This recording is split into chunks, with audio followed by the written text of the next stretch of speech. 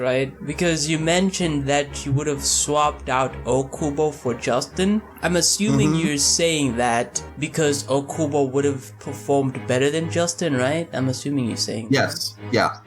Okay. That's the reason I'm saying that. Yeah. All right. So the reason why I'm clarifying this, I wanted to ask what you thought. So let's say Okubo was there. You know, we know Agito will win regardless, right? But what if Okubo was there, gave Gaolang a bit more of a challenge?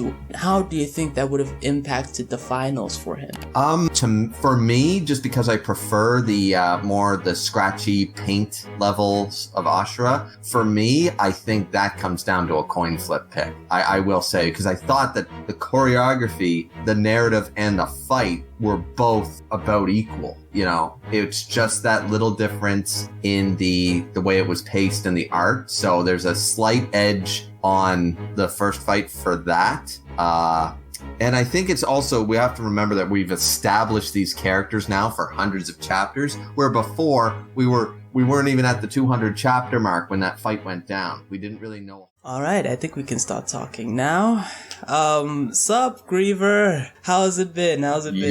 Oh, well, I mean, the Kengan giveth and the Kengan taketh away. So we're here today, aren't we, to talk about it? So yeah, I think this will probably be, this will definitely be the last discussion we'll have on this. And I'm doing good, by the way. I'm doing good. Wonderful. We're going to be talking about a lot to do with the Real Champions Tournament, man. Let's just start here, you know, just get the show on the road real quick. What are your general thoughts on the finals? I would like for you to stick more so your thoughts on what happened in the finals, but also talk about the semifinals as well, because we haven't talked since then, and I'd like to know what you think on that. Well, so as far as the semifinals go, obviously with the Gaolang Justin stuff, that was, you know, at that point, I sort of do understand the criticism that they should have had Okubo. Why are we having the protege of Okubo in there? We could have actually had Okubo in there if that was going to be the case,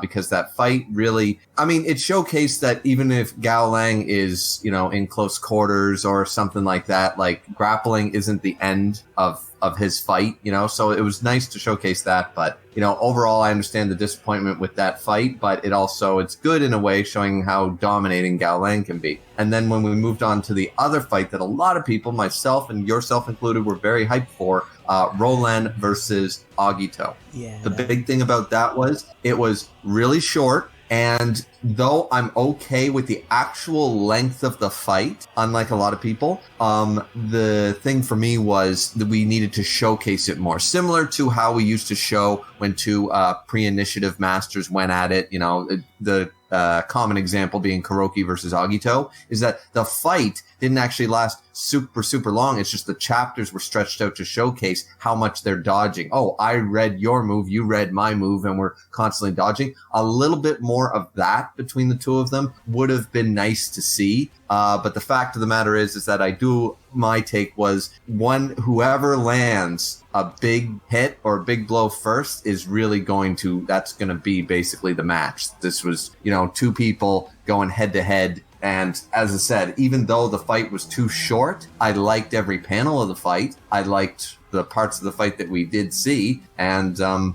Agito winning out against Roland was, you know, that was my bet that Agito was going to win, and it was going to be a Gaolang Agito finals. But I do think that it was a down to the wire sort of fight, and Roland it still showcases to me that Roland is a top tier guy. The fact that, you know, the amount of damage he did to Agito and stuff. And, then, as I said, that's just the summary of the semifinals. Moving on to the final match. Narratively, actually, it's been pointed out to me by my comment section and stuff like that actually, narratively, it worked both ways. Gaolang winning in his rematch against Agito, or Agito actually winning the second time and putting himself back on top. I loved the fight. I thought the fight was awesome. I have very little criticisms for that fight, honestly. A lot of people were bitching about it. I I thought it was awesome. I thought it was a great fight, one of my favorite fights in Omega as a whole. I could even comfortably say that. And just, I had picked Gaolang, so I have one loss in my predictions for this tournament, and it was the finals, but it works. It's a win-win situation. It finally breaks, from a power scaling perspective, it finally breaks Gaolang out of the A tier, and he's definitively an S tier, right up there with Agito and Oma and Ryan and stuff like that.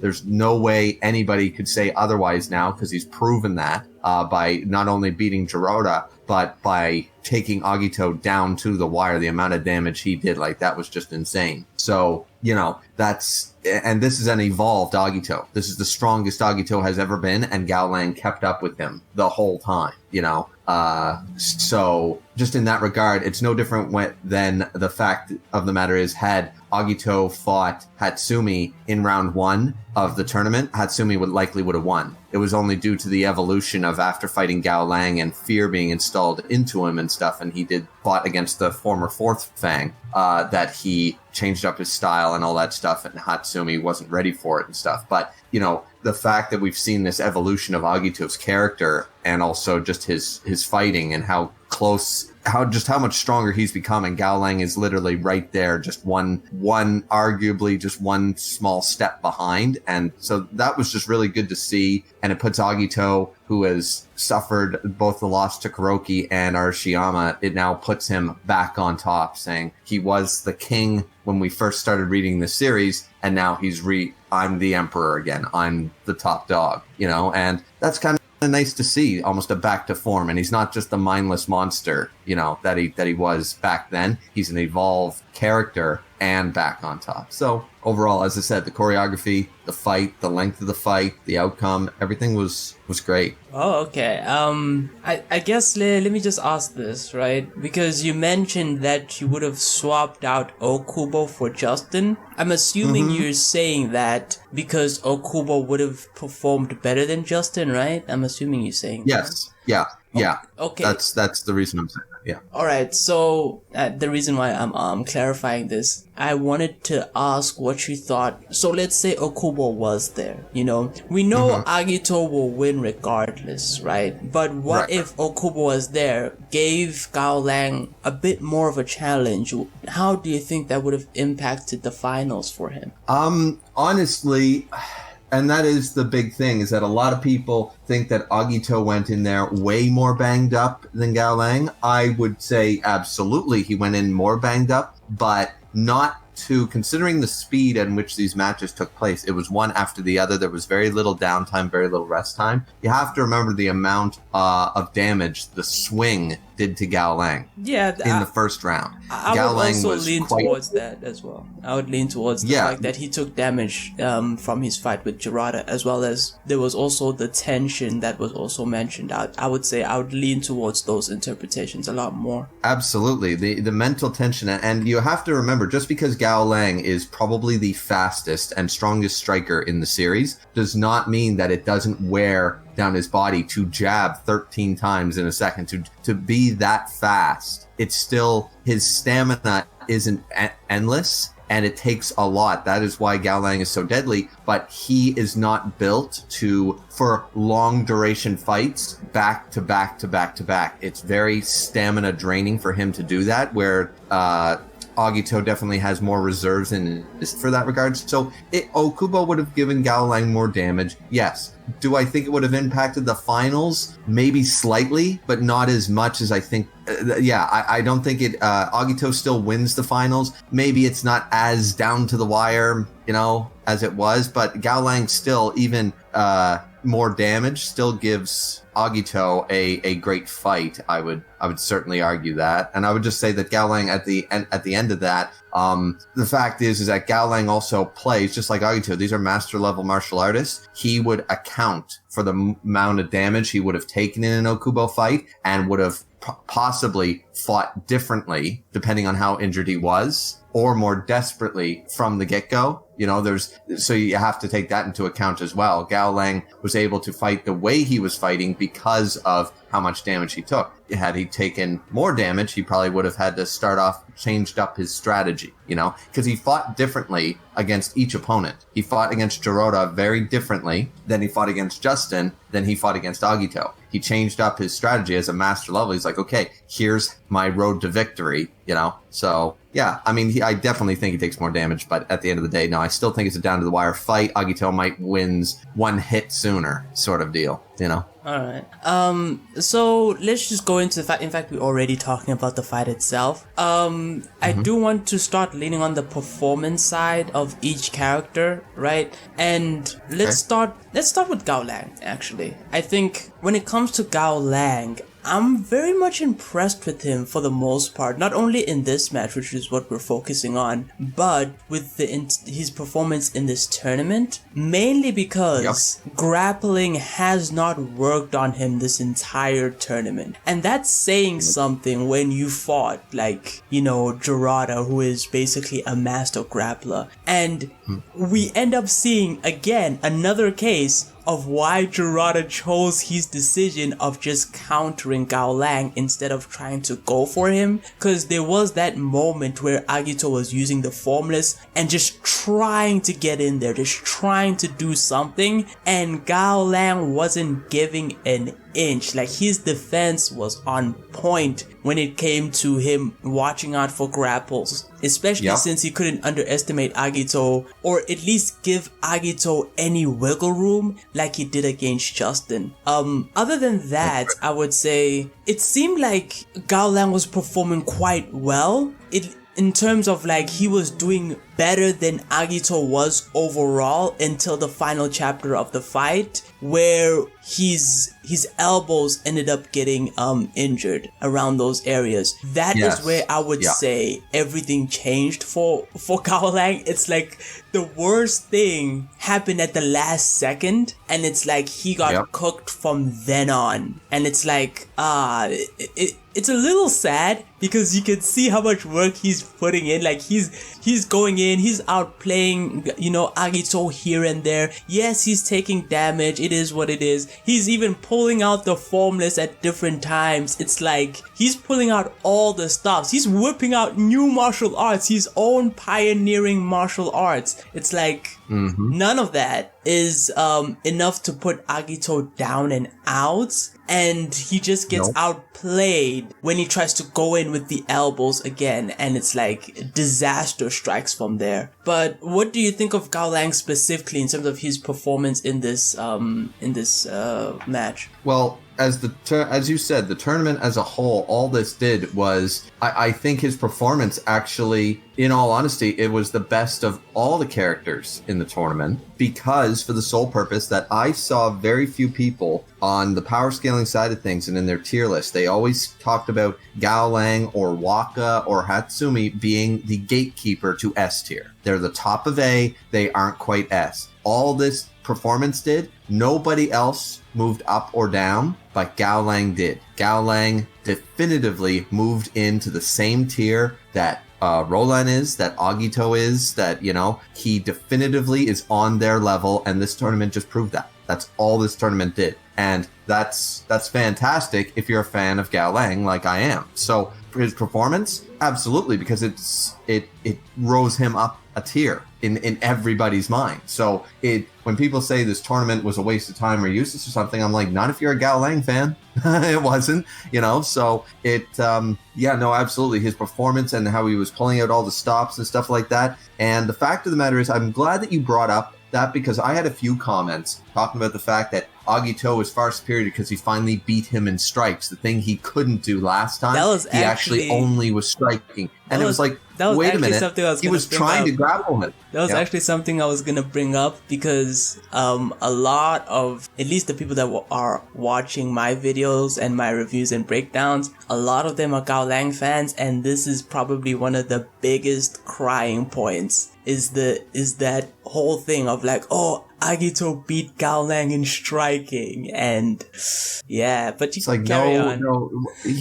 I mean, yes, he did in the end. He did beat him in striking, but technically he beat him in striking last time too. The final blow was not him choking him out, So I mean, you know what I mean? Like, so my whole thing is that, yeah, I'm glad that you brought that up. That Agito with his form list was trying to grapple and tackle him. He just failed because Gaolang's defense was too good. He couldn't grapple. Gaolang put it on a striking match. It wasn't really Agito's choice to fight him with striking the first time. No, Gaolang said, I'm the best striker in the world. You're going to have to fight me with your fists. I'm not having this shit, right? Because he sealed up any attempts Agito made early on in the fight. And I think people forget that Agito in the early parts of the fight was going for the tackle, was going for the grapples. He just couldn't pull it off. He was countered every time. So it's like, all right. So then Agito didn't have a choice. Agito, similar to the first round in Ashura with Okubo. Okubo was leading Agito where he wanted him to go, and that was the same deal. Now, Agito won out because he's fucking Agito. He's amazing. He's great.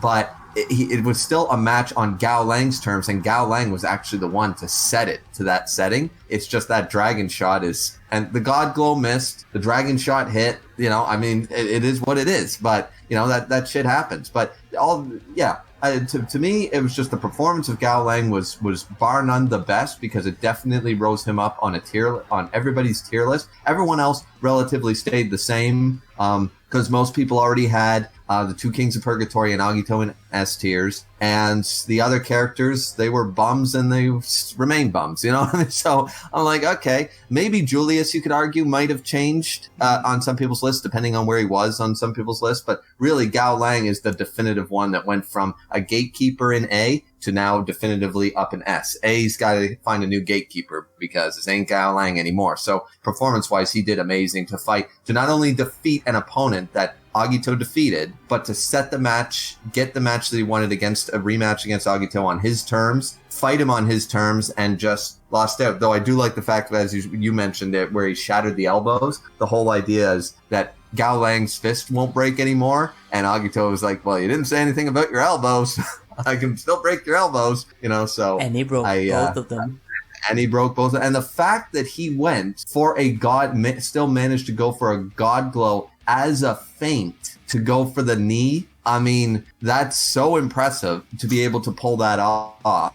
I'm not saying Agito's not impressive either for taking all the hits that he did, but the fact that he managed to dodge a God Glow a second time, the fact that he managed to pull off a God Glow with a shattered elbow, and he literally anticipated that Agito would dodge it and went for a knee that did connect, just the sheer tenacity of Gaolang just can't be denied. I don't know how people aren't Gaolang fans. I really don't. But, his performance is stellar in this tournament. Well, here's the thing. I still think Gaolang has his fans, right? It's just that they are completely salty right now. Like, at least on my channel, they are crying.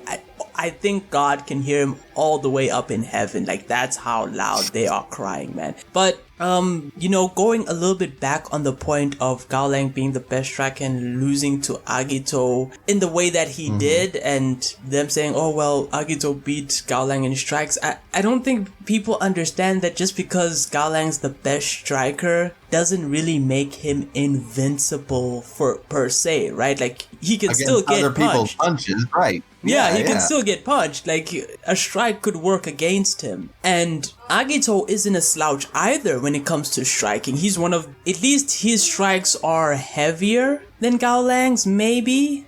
Of course, he's got more weight on him. He weighs, you know what I mean? Like, he's got the weight. The dragon shot is just as dangerous as the God Glow, at close range and stuff. So, I mean, it's just, no, absolutely. Yeah, so when it comes to that, I don't think people are being charitable with Gaolang and the writing, because how I see it, especially in the last chapter, because if you think about it, you can't really use, the inception of intent on Gaolang. You can't use it. Like, you can't, try. You're limited to basic prediction, right? You literally have to do feints.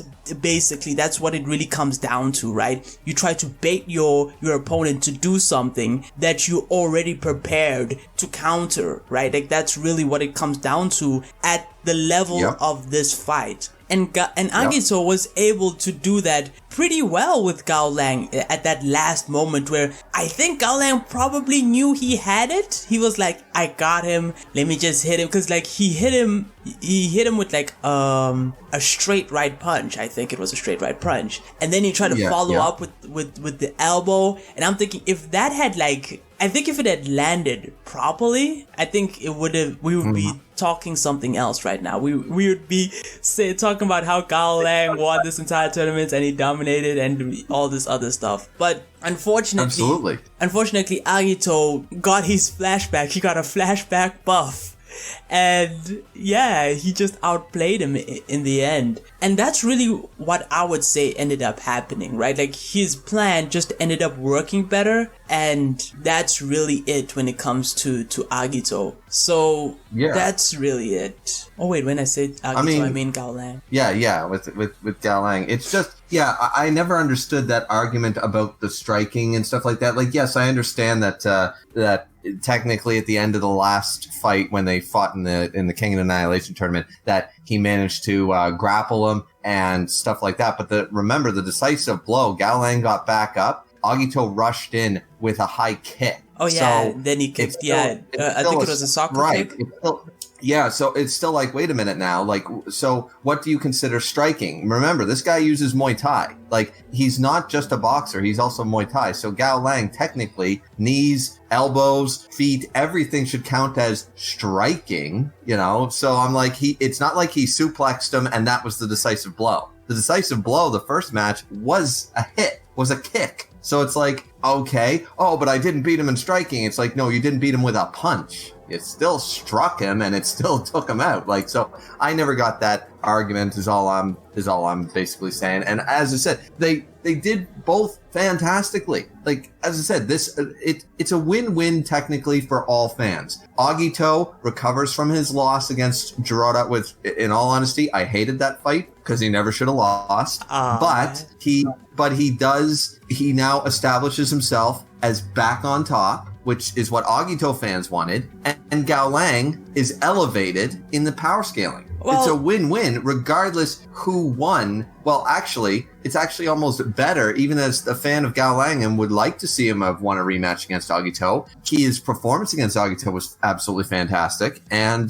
as I said, he's elevated. It was really the best outcome for both characters narratively for this to be the outcome. For him to basically make Agito that close to losing and then Agito still winning. I mean, it just works. It really does work. So, and while we're basically on Agito's case already, Agito, man, he's a tank. I'm genuinely impressed. This man has taken so many shots to the head. Like, he has the damage that he received from Lo Long, right? Like, I think did he take an invincible elbow? I think he did take an elbow, whether it was the invisible one. Yeah, I think it was the invisible elbow. Yeah, he did take elbows to the head though. Yeah, he did take those. And it's like he even got some from Gaolang and I'm like, damn. Like, this man needs to go to the hospital, but this just shows how big his endurance and his durability is. The fact that he's able to take so much, because I would say, at least this is my opinion, I don't know what you think. I think it's clear here that Agito took more damage in terms of this fight and even the previous fights from, like, let's say Lo Long and even Julius. I don't think Julius did anything to him though, but yeah, that bear hug definitely did something. Yeah, I mean, a bear hug from Julius is gonna hurt. I think he got out just in time. That would have crushed him. Yeah, I think he got out just in time. But like, look, that doesn't count. I don't care. Yeah. But either. Yeah, the fact of the matter is that I don't want to refer to Gaolang as a glass cannon because that is completely untrue. No, he has good endurance, but like in comparison to Agito. Right. Agito is a monster of durability. He's able to take way more hits, I would argue, than just about anybody other than Julius in this tournament. He's probably got the highest amount of durability. Julius takes the cake when it comes to that. I mean, just his size and his muscle mass and stuff. But in all, Agito's durability and endurance is just something it's an 11 out of 10 on the scale. And that doesn't mean that Gaolang's is a 1. It just means that Agito, that is one of his big claims to fame, is that he constantly, we saw this in every fight he's been in. This man takes damage and he's beaten and he's bloody and he just gets right back up and punches again. It's sort of his claim to fame, really. So I think that it's all of it. That's sort of what it came down to, is that Agito's durability, it just goes to show you also, considering the amount of damage and how close the fight was, it just goes to show you how dangerous Gaolang's fists are and how powerful he is. The fact that he took a guy that is so durable and brought him to the brink, you know what I mean? So yeah, it's absolutely Agito looked in top tier form in this tournament, in my opinion. So yeah. I guess, giving Agito a bit more credit, because even though I had said earlier that Gaolang was doing pretty good and was performing better than Agito overall, at least for most of the fight, I still think there were pivotal points where Agito was sort of, holding out his own, or even, luring Gaolang into traps. Because I remember the dragon shots that he had basically attacked Gaolang with, the one where Gaolang had to end up using the formless, like that just goes to show how desperate the situation was for Gaolang. And it seemed like it was an improvisation, basically, like he had never done it before. He was just being like, how do I get out of this? Let me try doing this formless stuff. And yeah, that's really about it. That goes to show that Agito was keeping up with him in terms of he was still a threat the entire time to Gaolang. Things could have gone wrong, and not in the same way that like Jurata was, because Jurata, it's like you get like one swing and it's over, right? But it's like for the most part, Gaolang has got some space to move. He can groove around the battlefield for a bit, as long as he just doesn't touch Jurata. But Agito, he was a lot more active because he can actually, he is a good striker. And I think he was doing pretty well. And that play at the end, again, pretty much turned the tables of the fight completely in his favor. At least that's what I think. The story tries to portray it as if there was almost uneven ground, because I think Agito, to break the other elbow, he used his head. It's like, oh, okay. Yeah, well, he took it to the head. He knew he was going to take a hit to his head anyways, so he used the momentum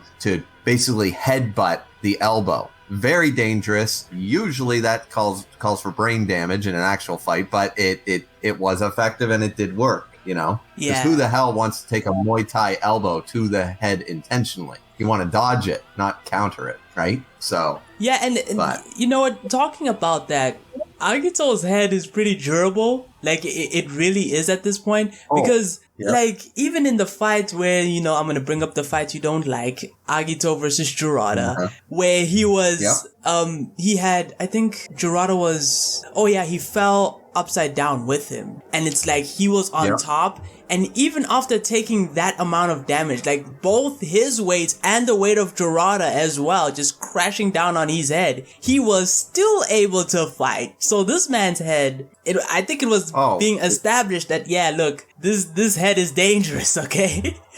Like, you shouldn't be surprised if he survives some dangerous stuff using his head. I do wonder one thing, that what the funny thing is that Agito's ultimate technique, his most dangerous strike, hit Gaolang square. The God Glow never did. I'm curious, could Agito, had the exchange not been just a Muay Thai knee to the chest, but had it been a God Glow versus Dragon Shot, I wonder if Agito would have been able to get back up. Had he taken a God Glow to the head straight up, not blocked, not dodged, not anything like that, because that is the one thing I noticed upon my reread of the fight, is that a Dragon Shot got dodged, but damage was still taken. A God Glow got dodged, but damage was still taken. Well, the God Glow never made actual full contact for its maximum output. The Dragon Shot did. And I'm just curious, in that last exchange, if the God Glow had been the one to hit versus the Dragon Shot, would Agito have been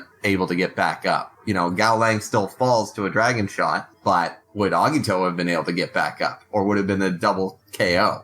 Because Agito was very scared, obviously, of that God Glow. He sacrificed his arm in the fight so he wouldn't take it. But he sacrificed a whole arm in the middle of a fight because he didn't want to take that hit to the head. So as we're talking about his head's durability, Agito knows how strong he is, but he was scared of the God Glow or taking the God Glow, as he should. So yeah, I am curious as how powerful that God Glow really is for Agito himself to be that afraid of it, Yeah. I guess in terms of what I think of that, I think this proves something about the Dragon Shot versus the God Glow, and that is that I think the Dragon Shot is a better ultimate technique because Agito is able to use it a lot more in the fight, whereas Gaolang, it seems like it's predictable. And I think that's the biggest problem with the God Glow, because Gerarda was able to predict it, was able to see it coming, right? He was able to predict, like, oh yeah, here's the God Glow, here it comes. Carlos was able to do it upon seeing it for the first time. And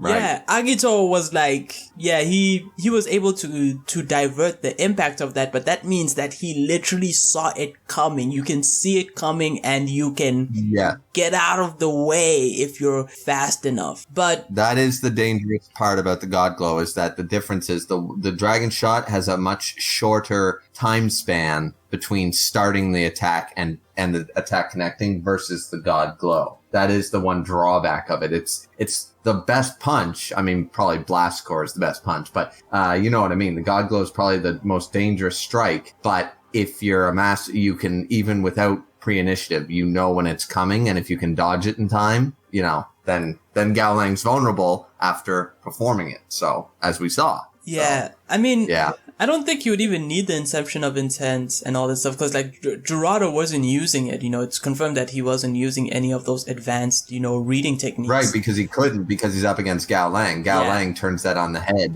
and that's the problem. If you use it, you're not going to be. You can't use it. The way I read it, and the way that I still believe the way this has happened, and we talked about this before, is that Gaolang basically seals that off, that the idea using it against him is to your folly, because Gaolang will literally trick it. You can't predict him because he's too fast for it. So if you're relying on the predictions, you're going to be caught with your pants down pretty much. So it's very dangerous to even try to use it against him. So you just don't. You're better off trying to block, dodge, and read his moves naturally than trying to use pre-initiative or the Inception of Intent, because Gaolang's just that too fast for your brain to catch up with it, Yeah. So it's like, okay. And that works. That means that, like, I think it was, I forget who said it, but it was in chapter. Gaolang might have pre-initiative, but he just doesn't use it. He doesn't need it. Whether he's learned it or not is irrelevant. He wouldn't need it anyways, because he puts people that rely on pre-initiative on the back foot because they rely on it, and he's able to counter it. So it's just like,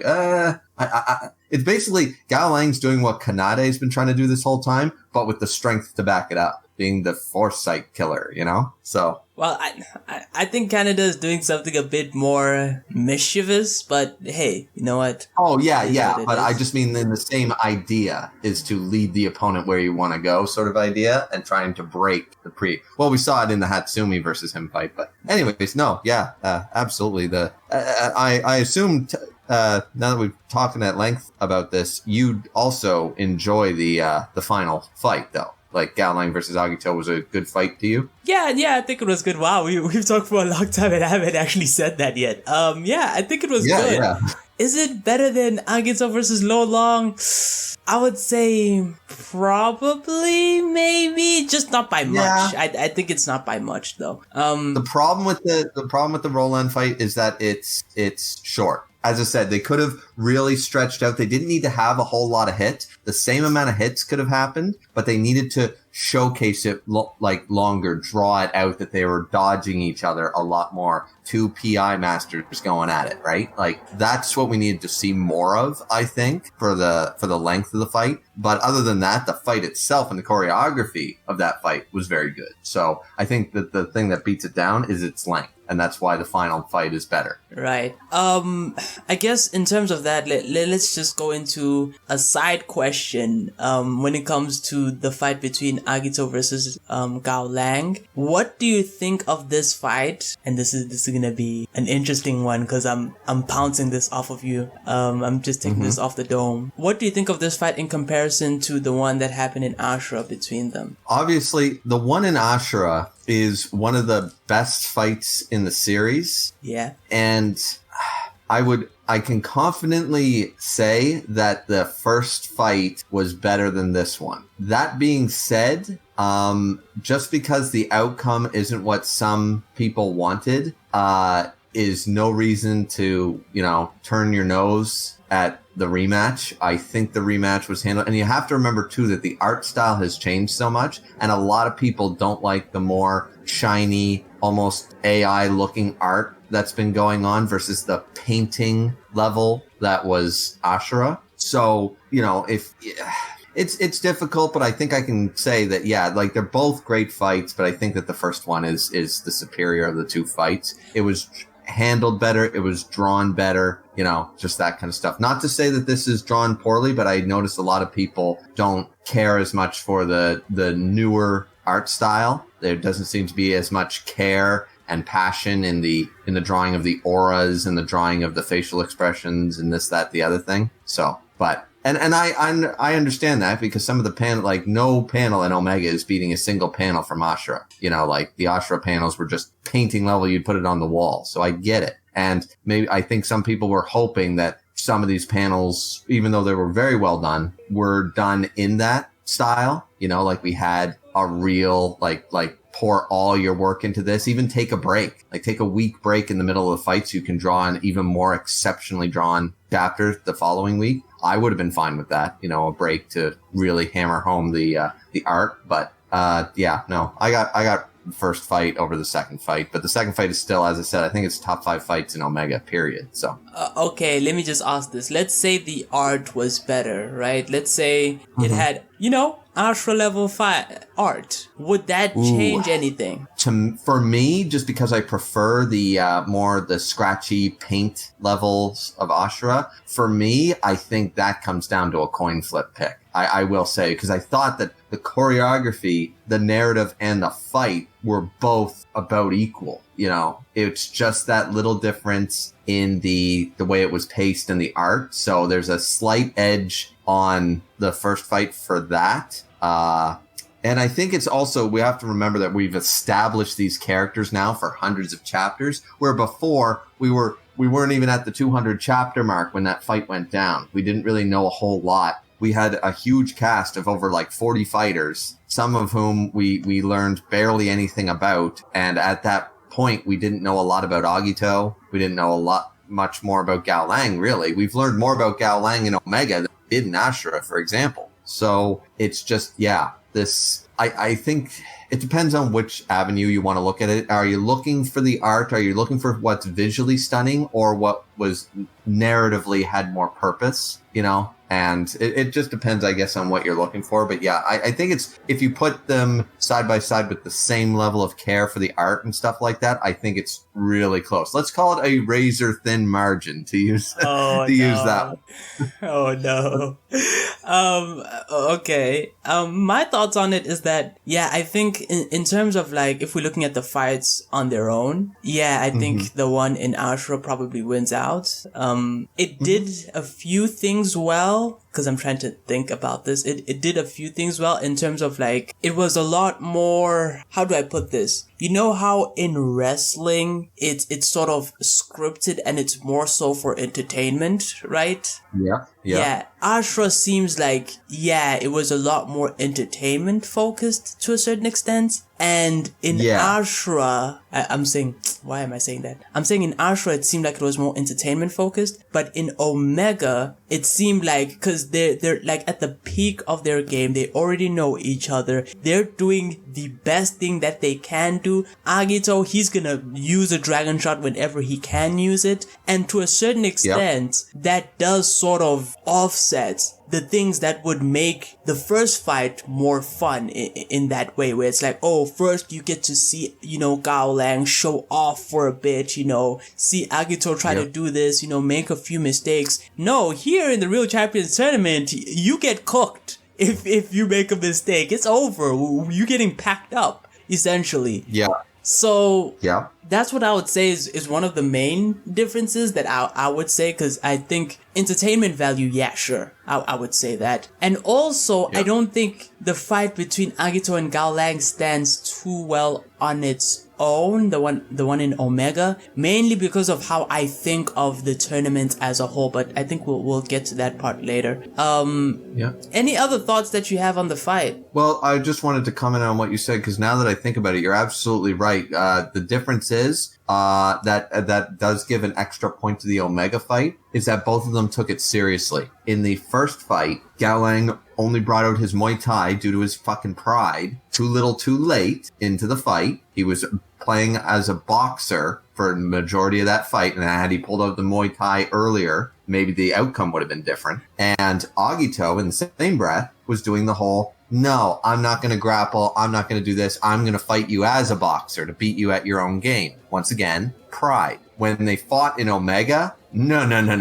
Agito wasn't pulling that shit. He was like, no, I'm going to try to grapple you right from the fucking get-go. Fuck this. I'm going all out against you. You're fucking Gaolang. And Gaolang's like, yeah, fuck sealing off my Muay Thai. I'm going to knee you in the face the first chance I fucking get. I'm going to elbow you in the head. Like, I am not playing this game. So both characters swallowed their pride, didn't throw it away, but they just went, no, we both know that we are worthy to go all out from the start in Omega versus the first fight. So I actually, from a character standpoint, if you're a fan of both or either, you like to see that nobody won or lost because they didn't go all out from the start in Omega, where I do think that there was a good chance Agito loses had he started off with his Muay Thai from the beginning in the first fight. So, because that's what he's known for. He's known for the Muay Thai. He's better at Muay Thai. He's just like, yeah, but I make more money being a boxer, so I'm just going to be the best boxer in the world. Like, I'm going to seal off my Muay Thai. I don't need it. I can beat people with my fist because he's so fucking good. Muay Thai was boring to him. But now it's like, no, you're fighting an opponent who can goddamn well take it. So bring it out.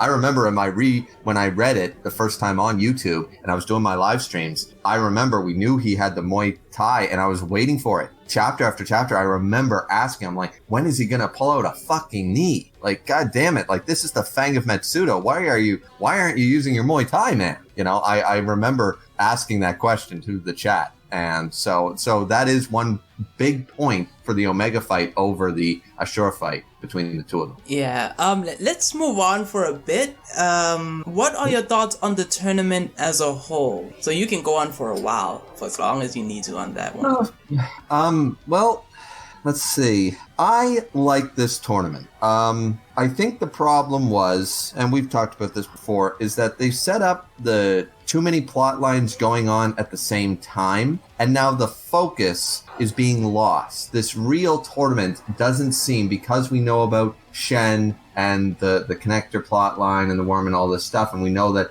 Oma is training with Kuroki and all these things are happening and stuff. The real tournament, when it was announced, was before the reveal of Shen to the Kengan Association and all this stuff, and we're going to find a fighter to fight you, and that's what we're going to do. You're going to stop your terrorism, and we're going to do this. And he's like, okay, cool. So then all of a sudden, the real tournament felt like, okay, that was great at the time before we knew all this was happening, and it feels like these two plot lines intersected at a very wrong part, because as a result, now it feels like to most people that Sandro has been rushing this whole tournament. He's been rushing the fights. We never went back to the campfire. I hope we will here, next chapter or so, but we never went back to the campfire. I assumed we were going to continuously, after each round, we were going to go back to the campfire, see the three best characters in the verse, fucking chilling, eating bear meat over a campfire and having a couple of beer and being like, yeah, we're all top dogs. We don't need to be in that tournament. We already know we're the best. And, but I thought we'd go back to to them multiple times, because the fact that Shen and Omar are just chilling, having a conversation, you know, is just like, I'm very interested in that. I like these characters. I want to know more. I want to know how these two talk to each other, you know? So the problem is that a lot of people are more interested in that than seeing no names fight, especially having the new 3 characters who end up not doing anything. One character literally in there for the sole purpose because of Star Strike It Rich. We want to, hey, look, reference, connection. I am convinced of that 100%, that they were only in there for that. And it just, adding 3 new characters who end up not performing well at all. If you wanted to say two of them were fodder or whatever, that's fine. But the fact that none of them did anything to any of our established characters, why wasn't Hatsumi in there, Okubo, and maybe Sekibayashi or somebody? Like, why did we have these new characters who were never going to stand up to the Kings of Purgatory, who were never going to stand up against the Thai God of War, who were never going to stand up to the king? You know, like, that just made absolutely no sense to me, you know? So even though I like the establishment of saying, hey, there's more than the characters we know, you know, there's more promotions, there's more of this, more of that, we're expanding the universe a little bit, here's some new fighters, having none of them perform well just kind of sucks in that regard. Like, we should have seen, even if they lose, like, why not make Justin do a shit ton of damage to Gaolang? Why not make the Doomsday guy actually give Roland a run for his money, you know, or something? Like, it just, that made no sense. So I understand a lot of the gripes that people have about, you know, if they were going to do that, they might as well have, you know, there were 2 avenues and they picked the third option, which was terrible. They should have either said, okay, we're going to establish new characters that are actually going to be a threat, or this real tournament is only going to be returning faces, and that's it. So either way, you know, and instead they chose the path of, no, we're going to have new characters, but they're going to do fuck all and nobody's going to like them. And it's just like, that really soured the tournament. So you got these 2 problems as far as the tournament goes. These are the 2 major problems, is that you got a much more interesting plot line happening where this one doesn't feel like it's relevant to the main rest of the story in any way. And regardless how this tournament went, regardless who won, it was not going to be relevant to the plot line after it in any real way, shape, or form. And as I said, so you have that issue alongside of the fact that people didn't like the inclusion of those characters. Now, that being said, those are only the 2 big negative points that I see, and they do bother me as well. But as far as the actual tournament, if we just take it out of context and just look at the tournament as an arc as a whole, it was pretty good. Outside of the crappy fights with the new characters, all the fights with the returning characters were quite good. The finals match was one of the best fights in Omega. The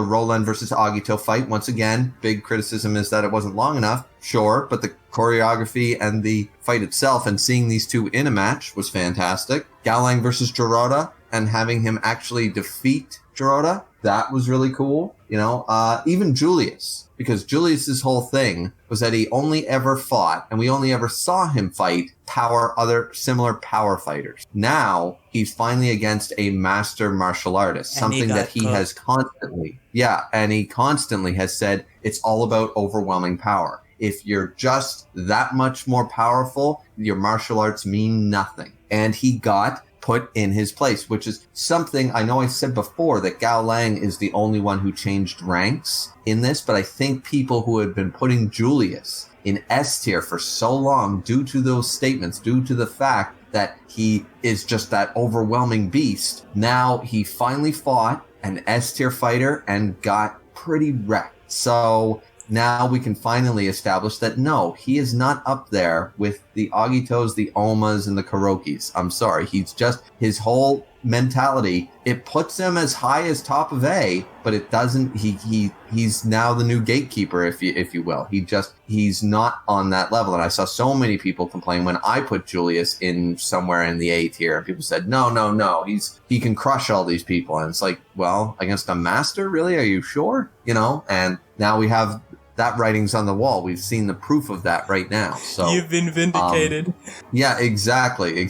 So the fact of the matter is that overall, yes, this was the wrong time for this tournament, where the plot changed. We announced this tournament, and then 5 minutes later, we have a far more interesting plot line to go with. And we hit pause on the new one, and we follow up this tournament that doesn't have any of our, only a couple of our main characters, really. Our main characters are off doing something far more interesting, really. Like you can argue this is a fighting manga, we should see fights, sure. So I think it was the wrong time and place for the tournament is what a lot of people's gripes are. And just overall that the fact that some of the fights were really kind of shit. Mostly the fights with the new characters were shit. The other fights, I liked them. Julius versus Agito was a good fight and put Julius in his place. The finals, as we just said, was a great fight. We got to see some matchups we didn't know that we were going to see. So overall, as a tournament, if you just take that whole tournament out of there and you don't have the narrative and you didn't know anything about the characters and stuff like that, if you just showed someone, hey, here's the tournament, and you showed this tournament to someone who doesn't know anything about Ashura, doesn't know what's going on in Omega right, and they were to read this as a tournament thing, I think it would be seen in a far better light. I think it's just the placement and the fact that Sandro screwed up and went, I want to rush through this. And you can feel that in some of the chapters and some of the fights. He was trying to rush through this tournament, get to the end of it, so he can move on to the next thing. And that once again, that's a bad writing decision on him. That's on him and stuff like that. But it is what it is in that regard. Me personally, as I said, I've said it on my channel and I've said it in our discussions. I like the real tournament. Overall, it's got some bad points. But if you just take away the one thing that, the new character fights aren't good. Well, what about all of our returning character fights? Were they good? Were they fine? Were they at least okay? Well, then, yeah. So it wasn't such a bad tournament now, was it? So, yeah, for me, I'd give it like a 7, It was overall, it was above average. I liked it. I don't think it was phenomenal, but I certainly, as I said to you before we started recording, I kept reading every week. I know there's a lot of people who hate read or whatever they call it. I don't understand that mentality. I think that's a joke, but I kept reading it. Why? Because I was interested. I want to know who wins the fight. I want to know what happens in the fight. And realistically, that's all a manga is supposed to do, is want you to read find out what happens next week, Right. So yeah, as far as that goes, I give the whole tournament overall 7. And as I said, I take a few points off for the new characters being introduced, not doing anything. Plus, it just feels like the placement of this tournament was poor timing in the realm of the story and the narrative. But outside of that, and it still does have some relevance because we got the whole Yan talking about the ceiling's now broken. They know there's a sky up there and all these people are going to get stronger and better and stuff. And, so it has some relevance to the main plot, just not as much as I think Sandro wanted at the time. But yeah, so there, that was a nice long speech for you. You said you wanted me to talk long. There we go.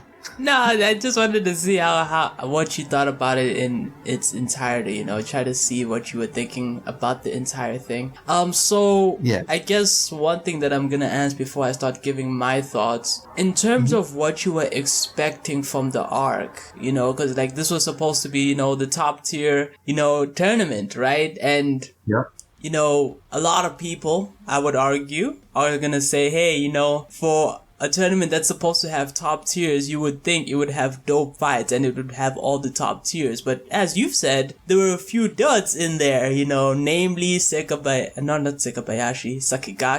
and Justin and Ramon, people that, some people say, not top tier, not champion material, So what do you think in terms of expectation and payoff? How does that go? Because I know you like it for what it was. Hey, look, you appreciate it. But let's see, going in, what were your thoughts in terms of that? Well, as I said, what this should have been and what it was is vastly different. And like other people, my expectations for when I heard the announcement of a real tournament with only 8 people, Roland already being the only one we knew was in the tournament. I remember people making videos. I remember people making their lists in Discords and Reddit and stuff like that. Okay, who are the 8?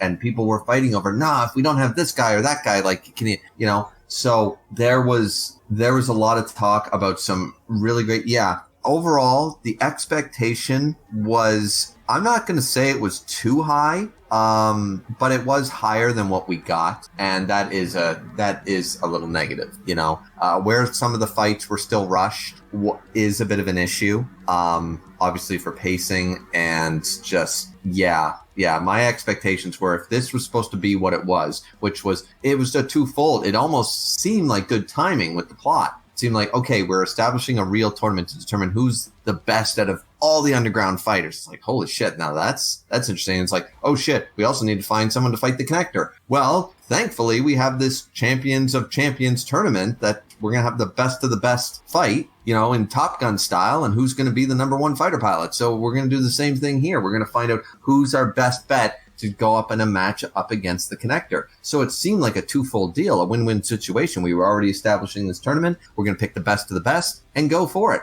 And they didn't, you know. As we've said before, Waka should have been in there. Ryan should have been in there. Oma. I mean, there's more than 8 people that deserve to be in this fight and be in this tournament for a shot at it. Like me personally, I even said the 4th Fang of Metsuda should have strut his stuff. You don't think he's not still working out and shit? You know what I mean? And what about Mikatsuchi? What about this guy? What about that? Like, there were so many potential people that could have been there, and for the expectation, and yes, they raised the ceiling a little bit. Fantastic. So we've seen that Agito and Gaolang especially have grown stronger. They're stronger than they've ever been because of this tournament. Fantastic. But nobody's learned principles yet either. You know, this tournament didn't show anybody, similar to how Rahito awakened in the Berserker Bowl, and, you know, Kuroki was like, there, now you've entered the first step into being a master. Like, this is the path you have to take. We didn't get that moment with any of our characters where they finally, yes, I understand, I'm finally through the doorway, at least. I see the door finally, or something like that. Or, you know, there's the mountain that I have to climb, and he starts climbing it, or whatever. Whatever metaphor you want to use for principles, nothing in this tournament indicated that they're anywhere near that. So they dropped the ball in that regard, that this whole tournament was supposed to be, you know, and it's not just me. I mean, Yamagohan constantly saying at the beginning of the damn tournament, like, you know, this is going to determine. They were literally saying, well, maybe we'll find a fighter here. They'll advance, they'll improve, they'll level up by fighting each other in this tournament. Maybe they'll get good enough or strong enough and stuff. And I never got the indication that any of them are ready to go toe-to-toe with Shen in any capacity, or even at the foothold, you know. So unfortunately, that to me kind of, the expectations were, even though I'd enjoyed some of the fights, the expectations were for all good fights, for some fights to definitely be longer and better fights, and for this tournament to matter more heavily towards the main plot of defeating the Connector. So with all those expectations kind of thrown under the bus, expectations versus reality wasn't so hot. I see. Also, here are my thoughts on the tournament, you know, just giving my thoughts now. Mm-hmm. One of the things that I'm sort of playing with this idea in terms of how I interpret this seems like a mini arc, you know, kind of like how we had, you know, the whole Gojo arc in Jujutsu Kaisen, something like that, where it's like we're away from the main characters, you know, here's something interesting happening over here. That's basically how I thought about it. And this does seem like, especially with Agito winning now, I can look back and see this as basically a mini Agito arc, because it pretty much started off with his loss to Jiraiya. I don't know if you saw the video that I was discussing the semifinals with Edward. You haven't watched that, right? I don't think. No, I haven't. I didn't know you did that yet. Is that on your channel? Yeah, it's on my channel. I might send it to you. I'll have to check that. Yeah, okay. Yeah, I'll definitely. I've been meaning, actually, I wanted to get your thoughts. I've been avoiding watching your videos because I knew we were going to do this discussion once the tournament was over, and I wanted to hear your thoughts on this call before checking out everything that you've already probably mentioned or said in your videos, right? So I'm going to go back and watch from the semifinals on now that we're having this conversation. Yeah. One of the things that I pointed out in my discussion with Edward is that there seems to be a very huge character arc for Agito here, especially now that he's won in the finals, where he loses to Jiraiya, and that ignites a flame in him. Because I think it should have been a clear sign when he popped up in this tournament despite the fact that he lost to Jiraiya, like, oh no, he's back.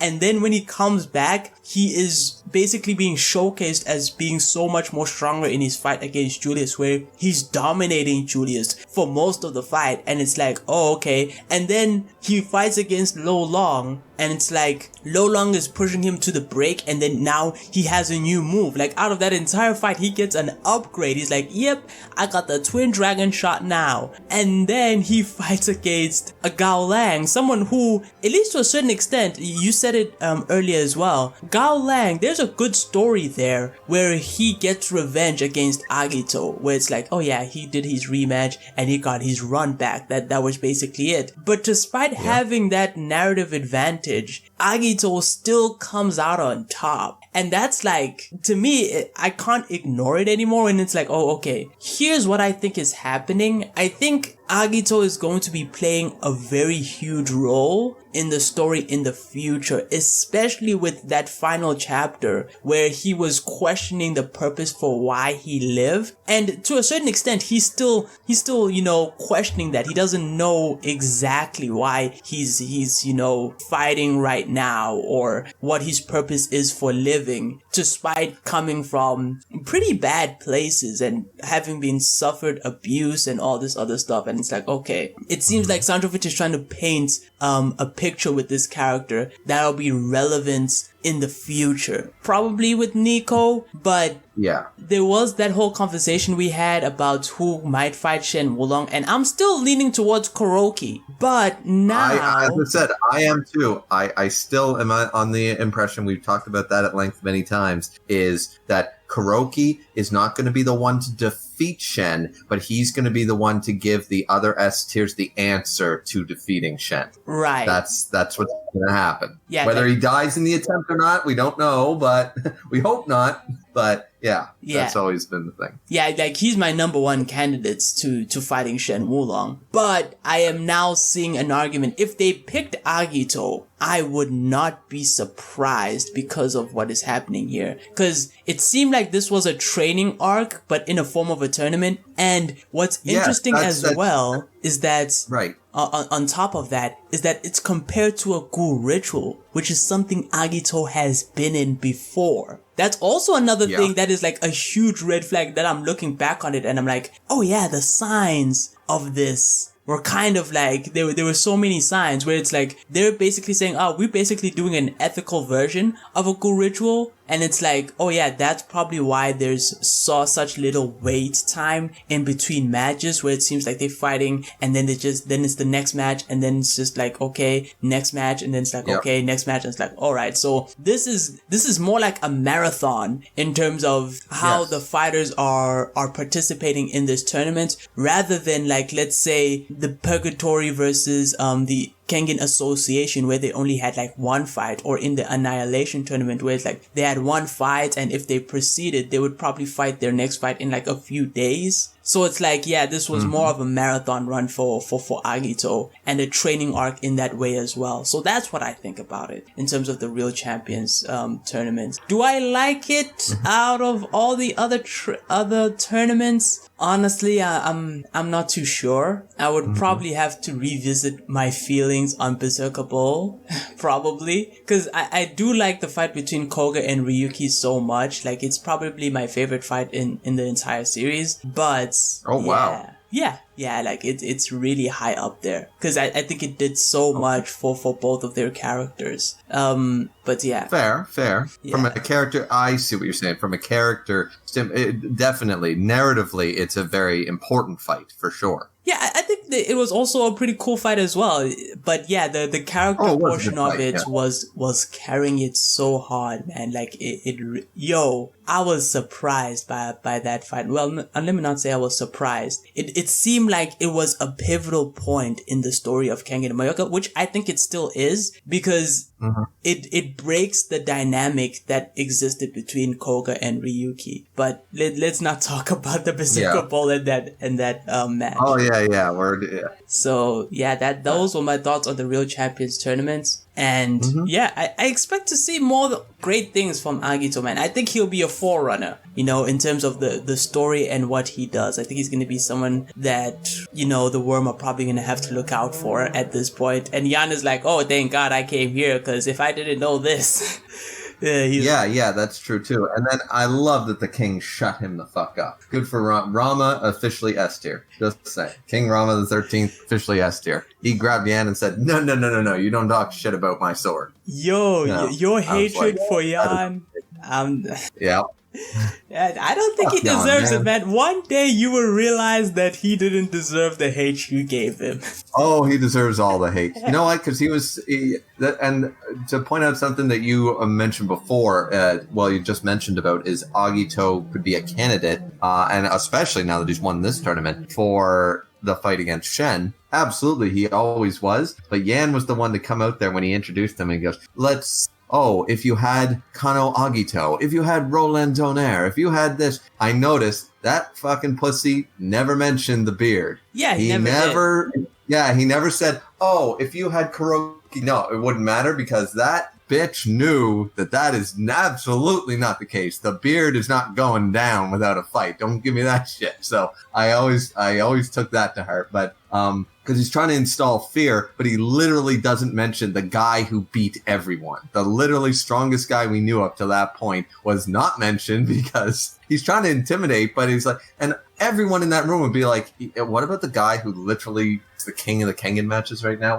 What about him? Can we get that guy? Like, if anybody in that room literally just question, what about Kuroki Gensai? So ever since then, yeah. I think there are narrative reasons why he didn't mention Kuroki, because again, as we discussed before, I think this match is happening in the future, right? So it's good to leave that question open for the audience, being like, oh wait, he didn't mention Kuroki, as you said, right? That's reason number one. Another reason I can think of why Jan didn't mention Kuroki is that I don't think Kuroki is an active Kengan Association fighter. Because, I think after the Annihilation tournament, he probably just dipped. That's true. He was, gone. Yeah, he was literally requested to be there, so... Yeah, so it's that's the only reason. Yeah, so it's when you think of the fighters that instill fear and garner respect, besides Kuroki, who's more like a guest character, right? A guest boss character.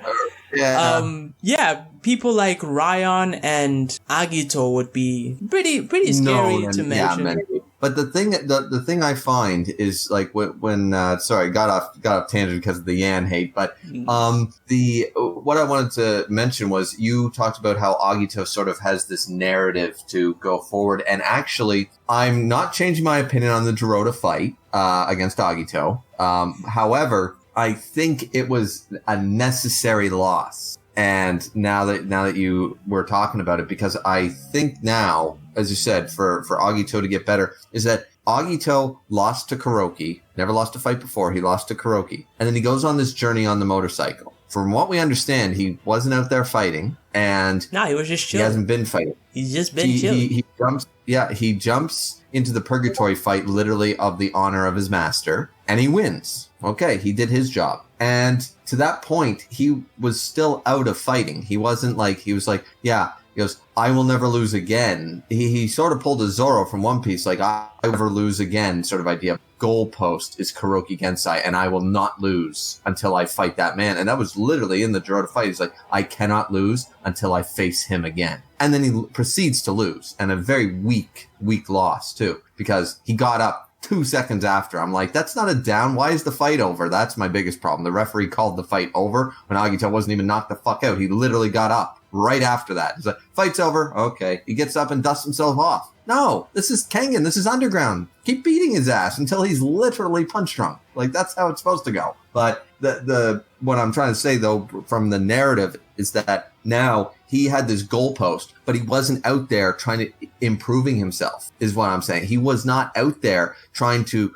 be better so he could fight Kuroki again. He almost said, yeah, he's my goalpost, but he wasn't actively, not saying it was bad for him to take a break, to take the vacation on the bike. But the thing is that he wasn't actively out there trying to fight across all the other countries and beat everyone until he found his niche so he could go challenge Kuroki again. And then he fights a guy in S tier, you know, in his level. And he's like, yes, but I am Kano Agito. I will not lose until I fight Kuroki again. And he had that mentality going into that, and then he lost. The loss was weak, but he lost, and it was like, wait, I've lost again? Like, what the fuck? And as you said, that was almost motivation for him to make sure he enters that tournament and wins the whole damn thing. He's like, no, this can't stand. He goes, my goal was Kuroki, and then I lost again? Wait, what? No, I was never supposed to lose until I fought him again, and now that sort of childish almost want got shattered by the Dorota fight, and then he entered the real tournament going, I'm taking this all seriously. Like, I'm not doing this anymore. Because he did do the same thing that I mentioned that I'm glad that they didn't do in the finals. He did that in the Dorota fight. He tried to fight him with judo. He did what Agito always does with his pride and stuff, and that ended up catching him. He didn't do it the whole fight, but he did start doing it at the beginning, and Dorota even said, you're challenging me with judo? Good fucking luck. And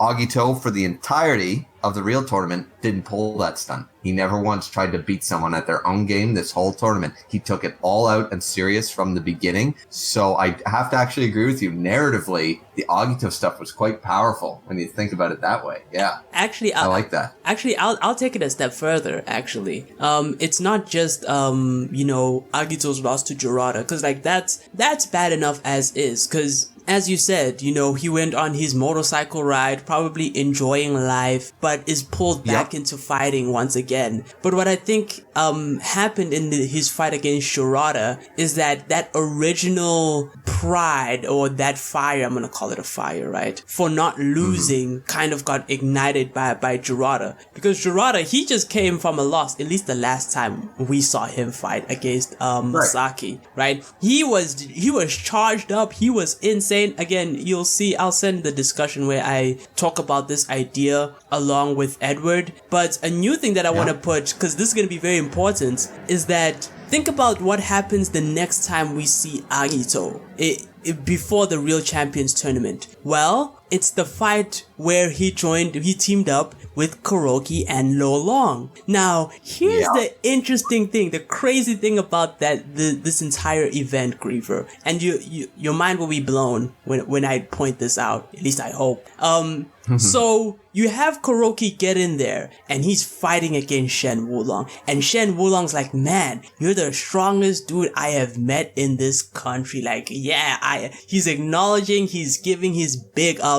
Kuroki's getting the hype. You have Lo Long on the one side, he's fighting against Fuzan, one of the direct subordinates of Yan, and he's talking to Lo Long. He's like, oh man, I know your ass. I know you've killed us. You've killed so many of our members. They're probably in the triple digits. And Lo Long, he's happy to be there. He's like, yeah, let's go. But notice what Yan is doing to Agito. He's not even paying attention to him. He's looking at the side. And one of the last things we see is Agito himself being like, hey dog, like, I'm right here. Like, what are you doing? Yeah. And it's like, that further... You really want to be paying attention to that fight right now? Because I'm right in front of your face. He's trying to do that. But that shows just how much, at least in that sense, because it's one thing to lose a fight high diff against Shirata, but it's another thing where in the presence of people that are supposed to be your peers, you're being disrespected. It's like Agito probably thought to himself, like, bro, Yan was literally not even paying attention to me. Because Yan, when he saw Agito fighting against Julius, beating him up, he's like, hey yo, he's stronger than when I was standing and not paying attention to him, So that goes to show that after that entire situation, Agito was like, I'm not doing this. I'm not gonna have it where I'm in a situation where someone doesn't pay attention to me and I'm not a threat. I don't register as a threat to these guys. Nope, I'm not doing that. I'm done with my bullshit. I'm going in. Yeah. And I like that. He goes, oh, listen, I'm standing in this room. I'm the emperor. I'm the king. I'm the fifth fucking Fang of Matsudo. You look at me, Yeah. No, yeah. I actually, that is good. I like that. I forgot that fight happened, and everyone complained that we didn't see Yan and Agito fight, which is why I find it very weird Yan commenting on that. It's like, you guys never even threw hands, not like once. You literally squared off, and then the fight was over. What are you talking about? There are two things that But could still, happen from there. It's like, well, maybe Jan could assess how strong he is just by looking at him. Hey, that would be the craziest thing we've seen in the series, right? Right. No, that's true. But I do like that he's like, listen, he goes like, wait a minute, like, what am I doing if like everyone's paying attention not to me, like, and not in a bratty way. I understand what you're saying. It's just like in the disrespectful way. It's like, look, I'm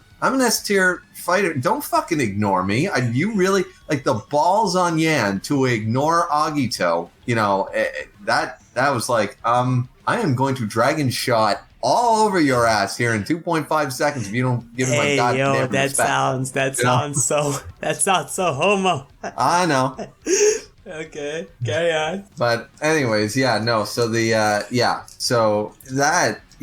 I like what you're saying. I like what you're putting down there, because that just means that he was pulled back into fighting, you know, and I think he was unsure whether he wanted to continue fighting, you know, like that was the point of the motorcycle and the journey. And now he's been pulled back into it, and he was doing the same old shit he used to do in the Dorota fight. It caught up to him. Then he goes up against, as I said, Yan and stuff like that, and he gets the disrespect, and he's like, enough is enough. I am reestablishing that I am the top dog, that I am the king. And then he goes and wins the whole damn tournament, you know? So narratively, it does work for Agito quite well. Yeah. And he's close to a main character, you know? You can argue who are the main characters, but like Ryan's definitely in the main cast. Agito's always been, you know, Oma, of course, and stuff like that. So we won't talk about Koga and Ryuki. I don't know what they're doing, but yeah. But they'll be back. Agito definitely, yeah. But Agito definitely has some main character vibes to him throughout this story and stuff like that. So yeah.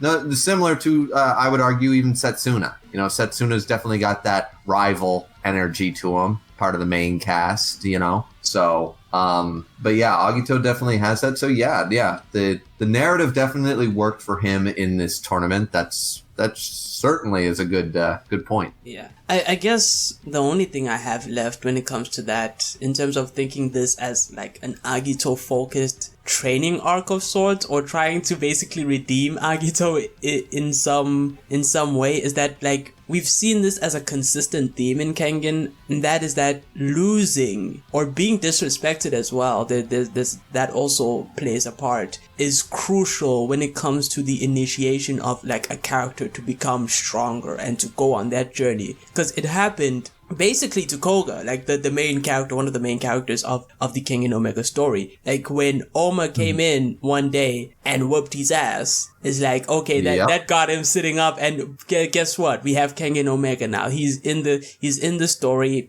probably gonna come back after this entire tournament is over, right? So yep. Yeah, and you even have, like, even how Shen Wulong, everyone's like, okay, I'm gonna get my ass kicked by this guy. And some people who have gotten their asses whooped by this guy are probably gonna start, you know, getting their shit together and be like, okay, now it's time to put in work. So I think it's a consistent theme. But moving on from that, I don't think there's really much of anything else, unless you got some stuff to say about Gaolang. No, I think I've already said my piece.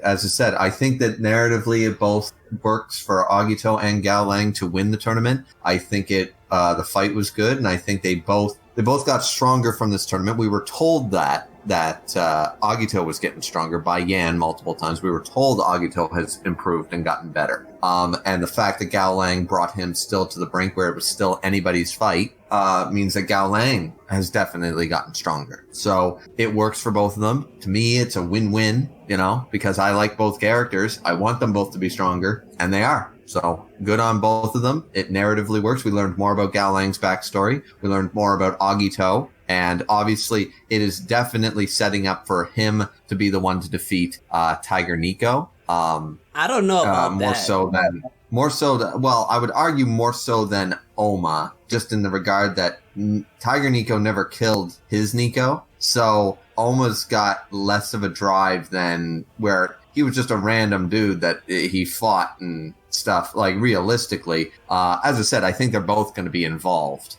with whenever the Tiger Nico shit goes down. But I ultimately think that is 100% Agito's first father, as it were, as he pointed out in the last chapter. It's more on Agito to put him in his place, to defeat him, you know? So, you know, in the same sense that Setsuna was trying to succeed. Like, oh, that Nico style I taught you. He goes, yeah, well, the children come back to bite and stuff like that. And it's like, so it's like, it's not going to be somebody random. Like, Hiroki's not going to beat Tiger Nico because there's no reason for Hiroki and Tiger Nico to realistically fight. Narratively speaking, we have other characters heavily involved with him that should be the ones, you know, to defeat him. And, you know, so, but yeah, no, I've don't think I have really much else to say. I do hope to see, as you pointed out, because you like Koga and Ryuki, I do hope to see Koga back in form and stuff. Because last time we saw him, Shen basically said, and for you, for improvement, keep working out.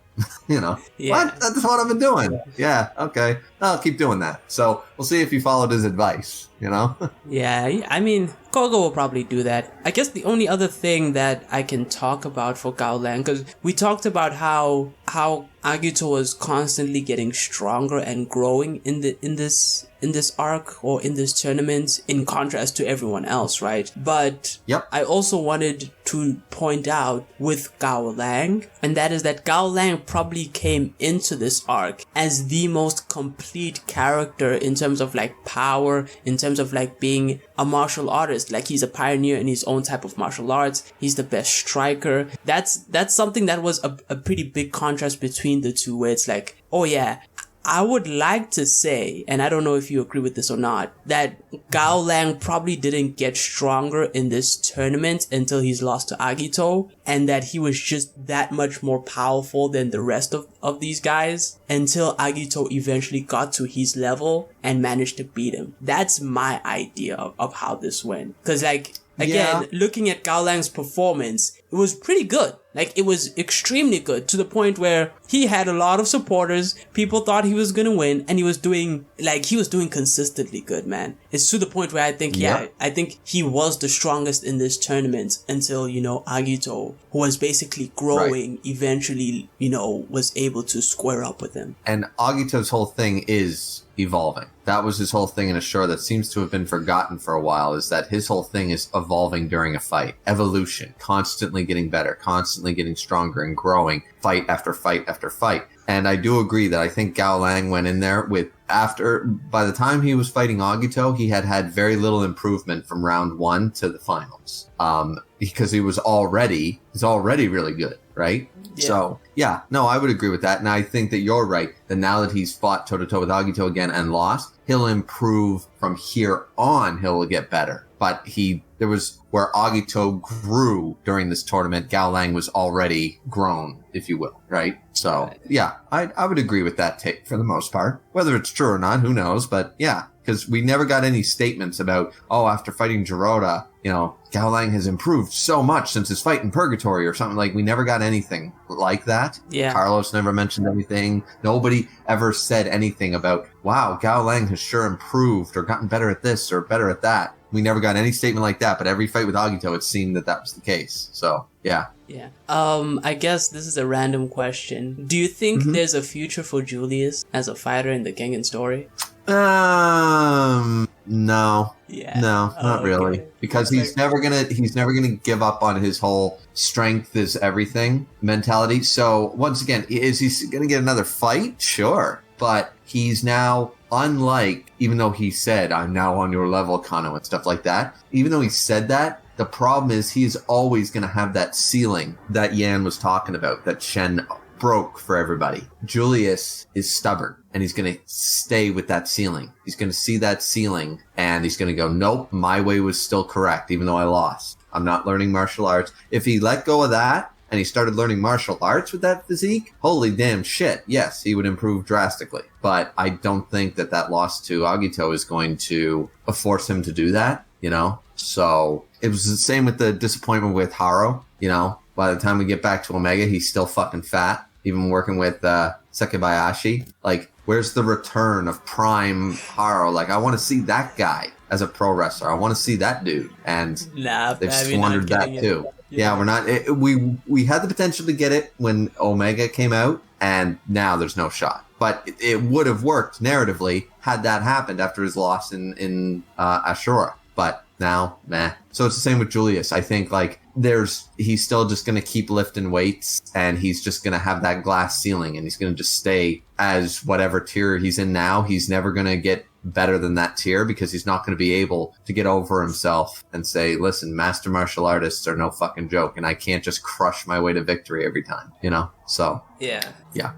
I think he's gonna end up getting replaced by Wakatsuki in terms of the power category, especially with him going to the Gakigahara forest. I'm like, I remember when he lost and I made my review of breakdown, I was like, okay guys, it's time for y'all to let go of the steroid coin and the Julius coin, just let go of it and start investing in the Wakatsuki coin, cause that is gonna go sky high, cause I'm assuming, chances are, unless we go back to the campfire and there are a few other things that happen, because maybe we still have to pick who's going to fight Shen Wulong, I'm thinking there might be a little time skip for everyone to just keep on training, basically, and be like, okay, so everyone's training, and then we're going to see everyone come back eventually. That's what my guess is. Yeah. I'm good with both. What I'd like to see, because I expected us to jump, as I said, back to the campfire a lot during this tournament. We didn't. But I would like to see us jump back to the campfire. I want to see Kuroki and Shen sit down and chat. Like, I'm serious. Like, that I've been waiting for that since we first saw, like, oh, Kuroki's just grabbing some meat and he'll be right back sort of idea. I'm like, we're going to get to see the three coolest dudes fucking just shooting the shit over a beer. I'm like, fucking A, I want to see that dialogue. I want to hear that conversation, right? And we still haven't gotten it. So what I would like to have happen is we go back to the campfire for a chapter, half a chapter, and then we get like, and 3 weeks later, here's what's been going on the past month since the end of the real tournament, you know, and as you said, we see people training, this, that, and the other thing, you know what I mean? So I can see both being true at the same time, but I really want to go back to the campfire. So wait, I'm hoping we're not skipping that. Did Shen say he was gonna wait for Kuroki? Because he wants to talk to Oma, and if he's finished saying, you know, talking to Oma there, he might just dip. And it was the middle of the night. They were just there to chill. Yeah, he could. Yeah, but like he still has to go back to, you know, Yan and the rest of the worm guys, you know. Because I can also see it where like Kuroki comes and Oma is like, oh yeah, you just missed Shen. And he's like, really? I mean, that would be a really, really sort of idea. So, yeah, I mean, I wouldn't be super thrilled with that, shall we say? No. I wouldn't like that at all. I really wouldn't. But that's just because at the end of the day, you know, it's because seeing them, it's great to see these characters. And I miss this from the volume extras of Ashura, where we got all these volume extras of like Gaolang and Cao Pang cooking, hanging out. You know, and stuff like that. And all these things, or these interactions with Julius, Gaolang, and Adam, just chilling, wondering, the Japanese, this is very strange. We should learn about this. The comedy moments, the interconnecting, you know, it's cool to see these guys in a fight and stuff, but I like seeing them just chilling. I like seeing them just, hey, how about you and I chat, you know what I mean? And stuff like that. So I like to see how these characters outside of fighting actually interact with each other and how their conversations would go. Like, would Kuroki, would it be, I don't think it would be a pissing contest between the two of them. You know what I mean? I don't think they'd be up there like, what are you doing by my campfire? I shall defeat you now, or anything. I'd be like, well, Mr. Shen Wulong, you know, there'd be a level of respect, you know, and stuff like that. And I just want to see, how would that conversation go down when they're like, I'm not here to kill you. Nobody's here to fight. Anybody want to have a beer? You know what I mean? Like, that's sort of what I sort of would like to see, and that's the only reason why. But as I said, I thought we would jump back and forth from the campfire, and then we never did. So let's hope that that's where your disappointments end. Yeah, really. I just, as I said, like, if we don't see it, I'll just be a little disappointed, because I think there's a lot there that we could see that would just, it would just add more to the character building of not just Shen, you know, but it would also add to the character building of Kuroki and Oma, seeing them interact with, all right, this is the main guy that we have to defeat, this is that, and for them to just not continue on with that character building, it just seems kind of weak, especially since we just said we've been going through this whole thing, and we just had the character building moments of Agito and stuff like that, but are we going to completely forget about our main characters? You know, like, that's a little odd, you know what I mean? So, we probably need to get back to Oma and Ryuki. And why am I saying Oma and Ryuki? Wow. Koga and Ryuki. There's some people that might be saying it is the Oma and Ryuki show. But I like that they still had that little moment in between. They still had that tiny moment where they did jump between the two in the tournament, back when round 2 started, or the semifinals match, and they basically talked about the DNA thing, and there wasn't much there, but at least they already talked about it and stuff. But remember, like, they're sitting there, they're chilling, they got beers on the go, they got friggin', they said, well, we're gonna get some food or something like that. So I just don't see, like why would Shen willingly come down to, it's like, we're not gonna fight today, so I'm here up on the mountains, it's middle of the night, I might as well just chill here for the rest of the night and I'll leave in the morning, Like, where's it going to go in the middle of the night? That's just, you know what I mean? Like, whether we see it or not, I just think that'd be kind of ridiculous. So I hiked 4 hours to get up here just to find you. Hey, how's it going? We're going to have a 5-minute conversation. Then I'm going to walk 4 hours back. It's like, maybe he would, but I'm just saying, Alright, well, it is what it is when it comes to that. We'll see what ends up happening. Any other thoughts? Let me let you close out. No, I just thank you very much for inviting me on once again to collab about some Kengan content. Everyone definitely check out Dio's channel. It's quite good. He does very good breakdowns. And of course, follow my channel where I do reactions for this entire tournament, but probably back to reviews from here on out of Kengan Omega. So, yeah. Thank you. Oh, but wait. Because I've seen you do reviews and do reactions. Well, like, what determines whether or not it's a review or reaction? Or it depends on what you can do more consistently? Sometimes it's due to time constraints. Sometimes it's much easier, even if the videos are a little longer for reaction. It's easier for me to react to something and get something wrong on a panel and just move on, because it's a first read, it's a live reaction. To be corrected in the comment section is fine later. But if I do a review, I have to read the chapter. Okay, am I understanding this correctly? I gotta, make sure that, and then I go back and, that's a reference to this chapter, but I thought this, blah, blah, blah. So usually stuff like that can determine it. Usually reviews take me longer to prep for, to make sure I got all my thoughts in order and stuff like that. So reactions are usually due to time constraints, but specifically for this tournament, I was doing reactions solely for this tournament, just because reacting to who won the fight and blah, blah, blah. So while there was a tournament going on, I was solely doing reactions. But now that we're back to the main plot and stuff, I'll be doing reviews. If we get another fight, usually people like a hyped up reaction to the conclusion of a fight. So if there's a couple of fighting chapters, sometimes I'll switch it up and do a reaction here and there. But yeah, that's usually the reason. Okay. Well, make sure to go and subscribe to Griever's channel, I guess, if you... Yeah, thanks. Yeah. Anyways, thank you very much, Griever, man. I appreciate it.